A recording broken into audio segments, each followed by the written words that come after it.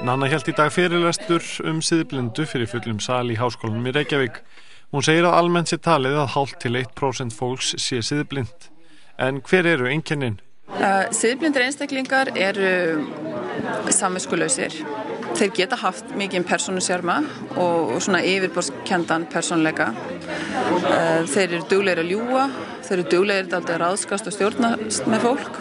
Það er engin sektarkennd til staðar hjá þeim, engin eftirsjá eftir því sem þeir gera og þeir eiga mjög erfitt með að setja sig í spor annarra.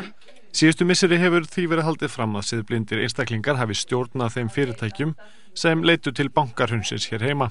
Það sem ég get í rauninu bara sagt og hefur í rauninu sagt er að það eru ýmislegt sem bendir til að ef það skapast ákveðið umhverfi þá laðar það til sín siðblinda.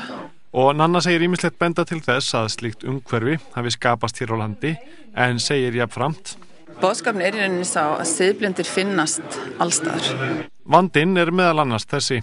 Siðblindir, þeir hafa ekkert á tilfinningu að það sé eitthvað að þeim. Þeim líður mörgum hverjum alveg ágætlega með það hverjir þeir eru.